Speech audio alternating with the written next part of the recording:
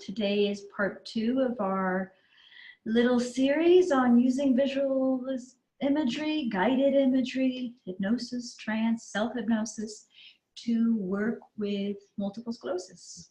In our last episode, we worked on taking control of the sensations of your body through visualizing the control room and the dials. And today we're going to focus on stimulating the body to make the physical changes we want. I'm here today with Catherine Zimmerman, and I'm Eva Clark from Healing Multiple Sclerosis. And I wanted to start today with a little quote I got from Deepak Chopra, for those who know Deepak. And he says, "We're not stagnant physical beings that age and ultimately die. We are, in contrast, beings ever renewed." And this is important because we need to imagine that in any moment we can make a change. We can renew ourselves.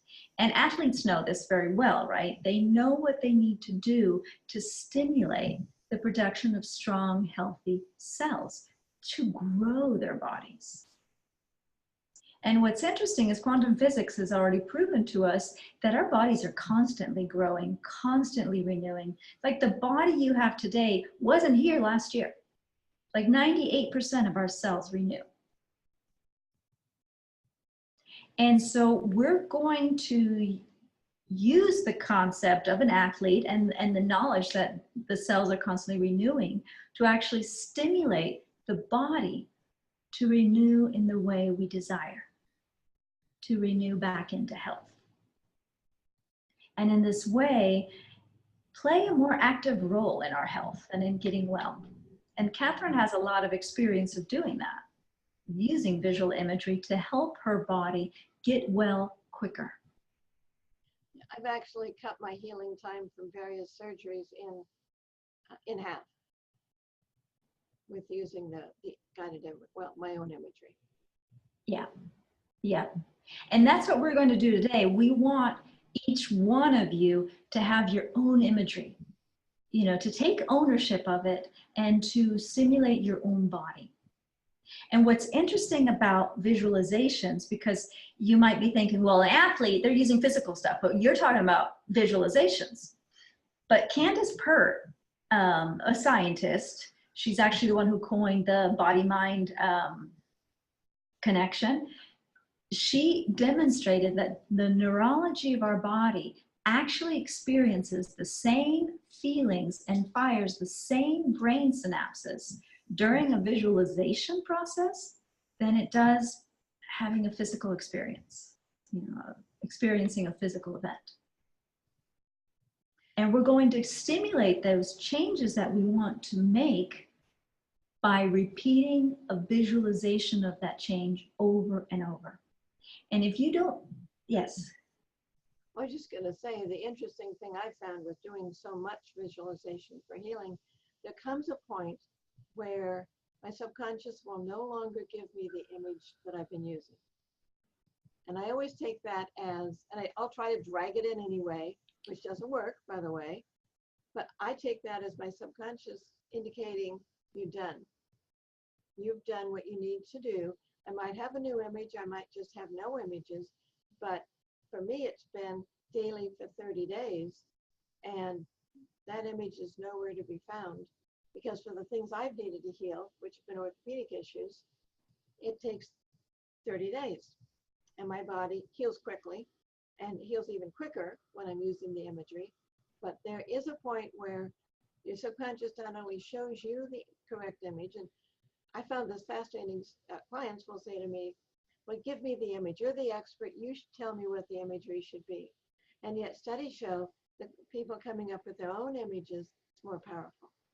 Exactly. And that's what we want to do today. We want you to design your own healing visual imagery. And for those that are wondering, well, still going, well, I don't know what Candace Pert said, but how can you change something physically with your thoughts? I have a great example, which always perks people up because of what it involves. And in the 70s, there was actually several studies that demonstrated that through visual imagery, we can grow a body organ. And that organ they used to demonstrate that was breasts. And so they actually had a group of women who had to daily, like 3 times a day for 12 weeks, visualize different visualizations of their breasts growing, where they are, what'll take care of that for them to grow over and over and over. And it was shown that the average growth was a cup size. I read that study. One of the doctor who ran its nurse dropped out of she went through the study several times. She dropped out partway through I think the second round because her breasts were getting bigger than she wanted. So it was quite effective. Yeah, and there was nothing she needed to do other than follow the process and then decide when she was done. And that's a big caveat is do not try. It's like, if I could just try harder, and maybe it'll be more effective. That actually doesn't work, right? It's the same as trying to get the bread to toast quickly in the toaster or trying to get a relationship. The more you hold tight to something having to be a certain way, the more elusive, right? The harder it is, the more you suffer. So the rules to doing visualizations is do the process, hold the intention, don't worry about the results. Your responsibility is just to set the intention, keep the focus, and do it for an extended period of time. That's it. For some of the people watching the video, it's important for them to realize they don't have to see a movie unfolding. They can get a sense of it. They might know what it would look like. They would know they can feel it. There are so many ways that they can ascertain what this image is for them without having that movie, and they haven't failed if they don't have a movie run. Yes, exactly. What you want to get is just it's almost like you want to get a feeling, an emotion, an excitement, something that stirs the pot. And you know that if you've done that, you've engaged the subconscious. Your work is done. Right. So a few guidelines for what we're going to do today. As I just kind of said, know that it needs to be interesting. So in order for it to be interesting, each one of you are going to find your own healing imagery. And what you're going to do is imagine what you imagine is happening in your body, and then what you imagine was going to take care of that.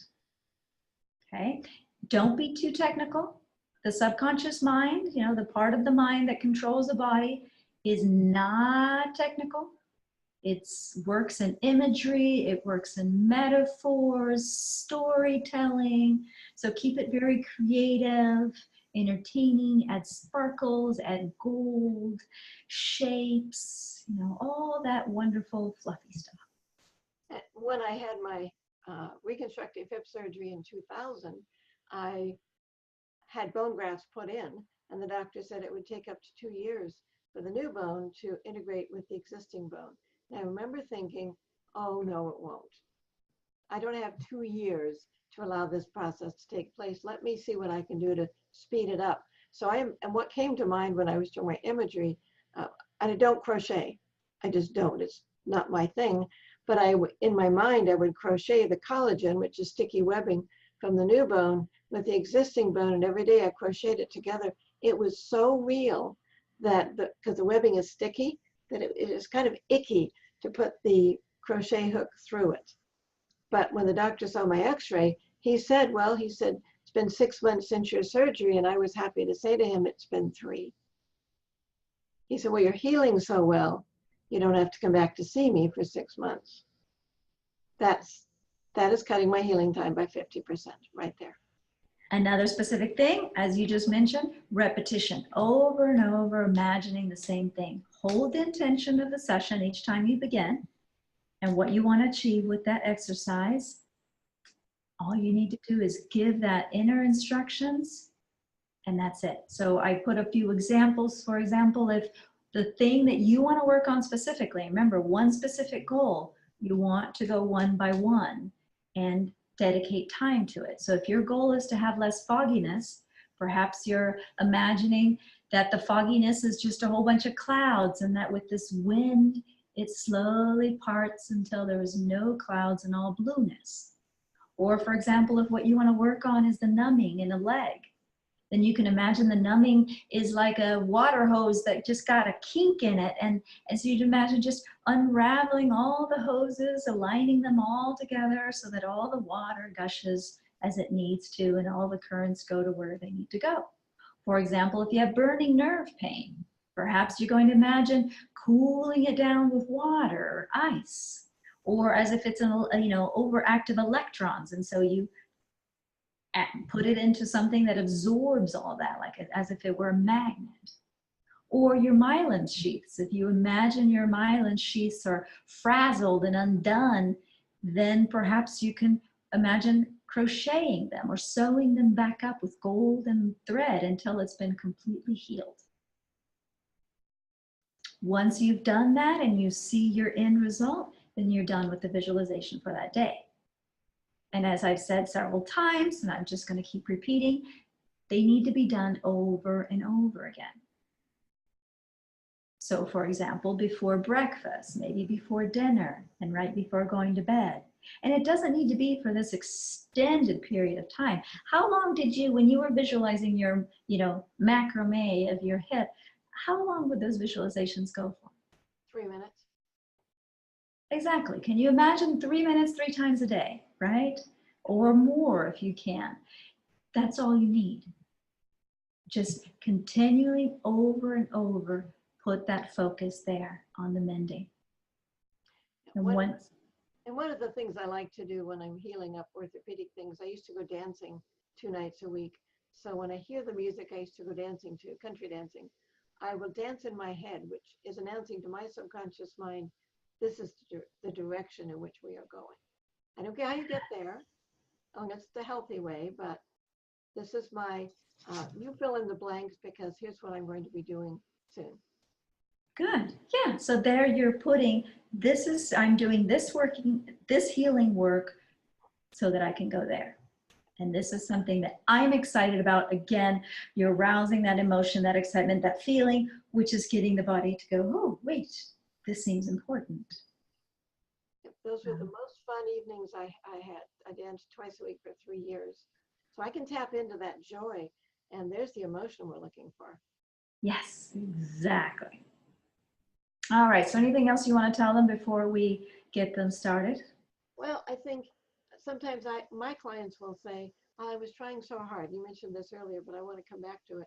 And I was trying so hard to do what you suggested.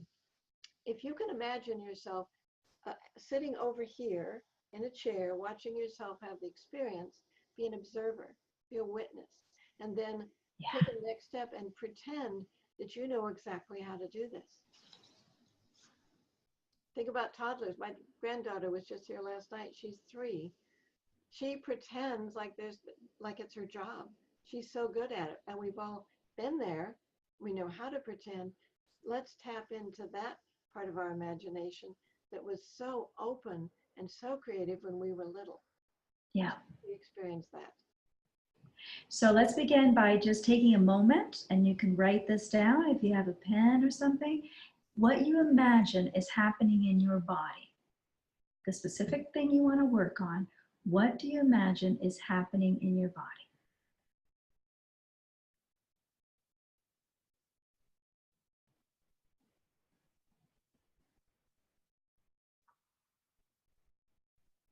And if you need to pause this recording, do so. And remember, there's no wrong way, just the personal way.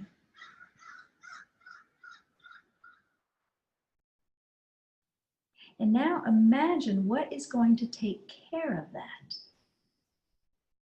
Using your creative imagination, what might take care of that? And then, as Catherine said, the results, what are those going to get you? What is that exciting thing you're going to be doing?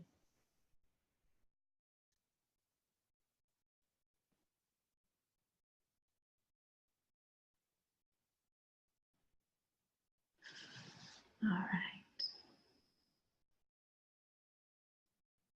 So when you have that, we can start. Allow yourself 5-10 minutes. You can sit or lie down in a comfortable place. And just make sure nothing will interrupt you just for these few minutes. This is your time.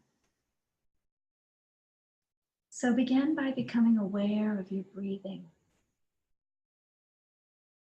And just becoming aware of the breath and how it enters into your lungs and into your body.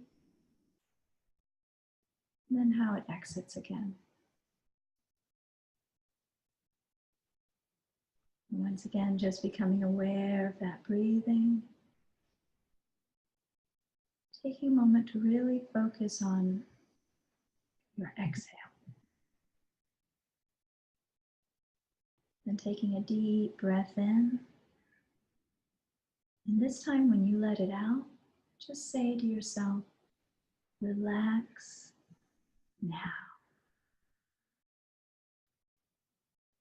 Taking an even deeper breath, filling your lungs. And when you relax and let it out, once again, say, relax now. Taking a third, even deeper breath, filling your entire body to the tips of your toes and even your fingers.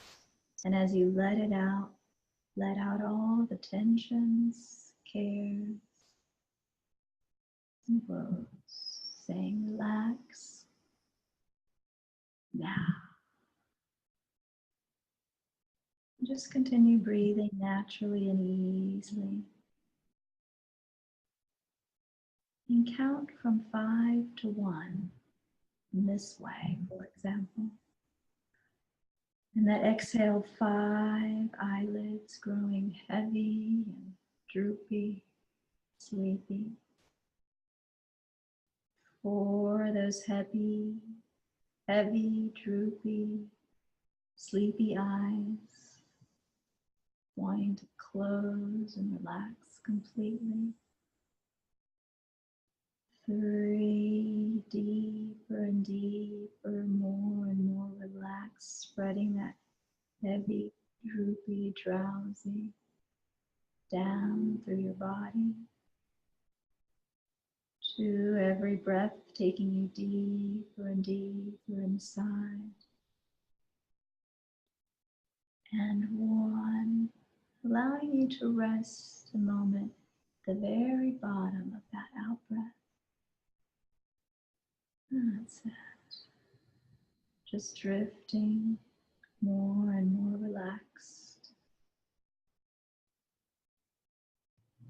So allow yourself to focus inwardly.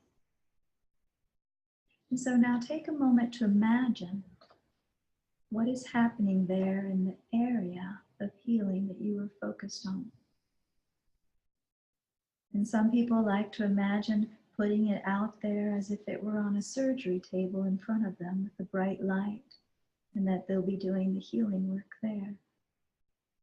Others like to imagine they have a magnifying glass and they're watching the area of their body as they do their mending. And others like to pull it out and see it on a TV screen in front of them, like on a movie theater.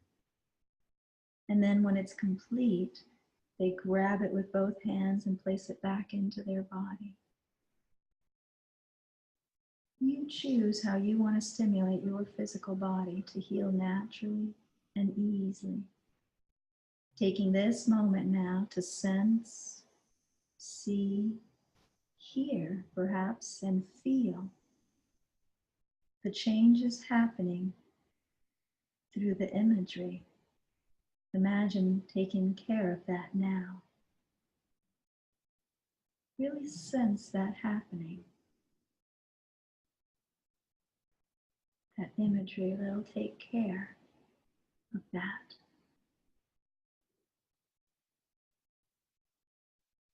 You can even imagine walking around it, looking at it from different angles as you observe, taking care of that.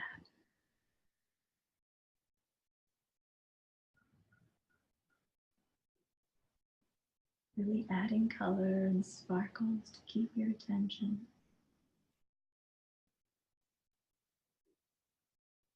seeing the details, feeling the details, the change happening. And when you know that it has occurred, you can pull that change back into the body there, making any adjustments and breathing in to really pull in that healing. And when you know it's complete, taking all the time you need, imagining that area already healed, and the things that you want to do, that you desire doing, the things that are fun, that fill your body with joy, energy, enthusiasm. Imagine that now with your healed body. See what you see, feel what you feel, and hear what you hear.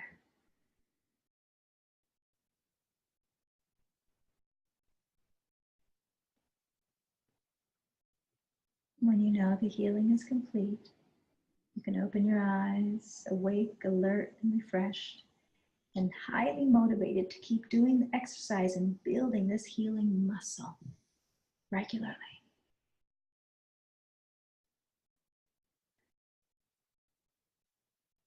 Back in the room, alert, refreshed, and stretching.